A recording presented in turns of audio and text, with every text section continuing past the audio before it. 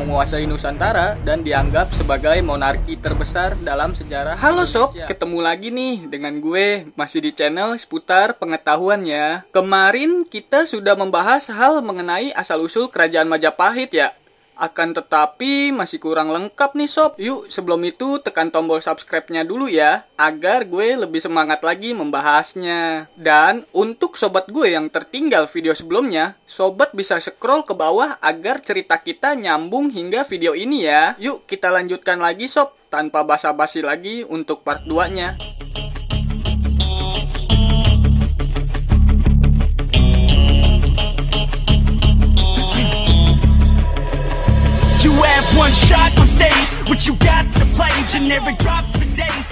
Ketika itu, Jaya Katuang, Adipati Kediri, sudah menggulingkan dan membunuh Kertanegara atas saran Arya Wiraraja.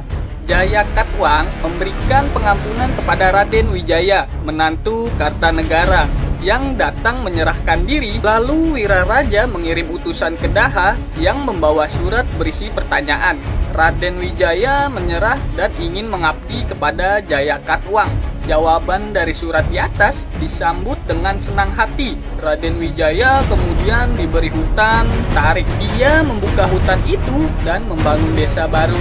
Desa itu dinamai Majapahit, yang namanya diambil dari buah maja dan rasanya pahit.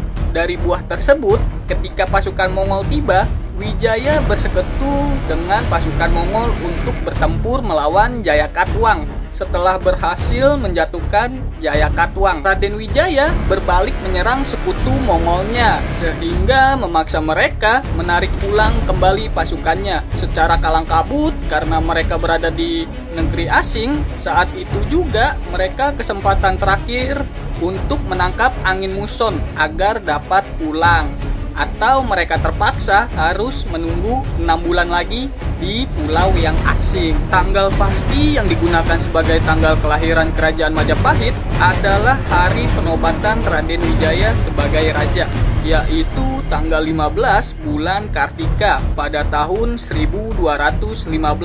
Saka yang bertepatan dengan tanggal 10 November 1293 sob. Ia dinobatkan dengan nama resmi Kertarajasa Jayawardhana. Kerajaan ini menghadapi masalah. Beberapa orang terpercaya Kertajasa termasuk Ranggalawe, Sora, dan Nambi memberontak melawannya.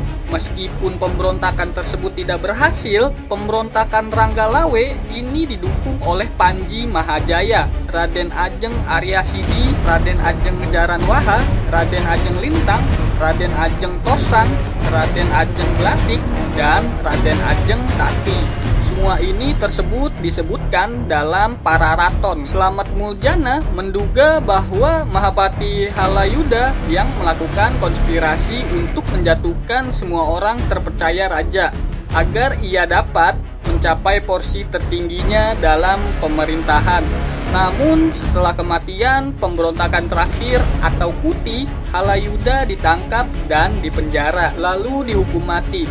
Wijaya meninggal dunia pada tahun 1309 sob. Putra dan penerus Wijaya adalah Jayanegara. Pararaton menyebutnya Kala Gemet, yang berarti penjahat lemah.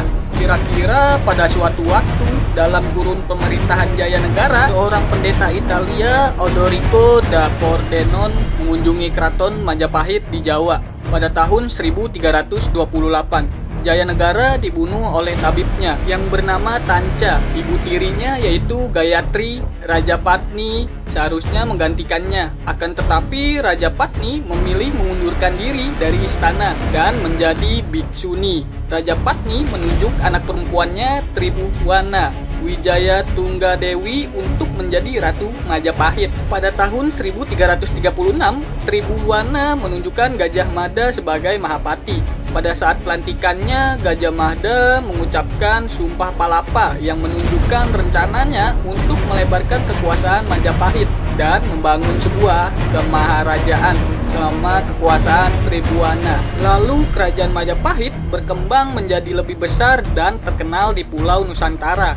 Tribhuwana berkuasa di Majapahit sampai kematian ibunya pada tahun 1350. Ia diteruskan oleh putranya yang bernama Hayam Wuruk. Gimana sob kisahnya? Keren kan? Oh iya sob, untuk part 3-nya kita lanjutkan di kemudian hari ya. Ini saja yang bisa gue sampaikan, kurang lebihnya gue mohon maaf. Jangan lupa subscribe, like, dan komen ya untuk membantu channel ini agar terus berkembang. Terima kasih, sampai bertemu di next video.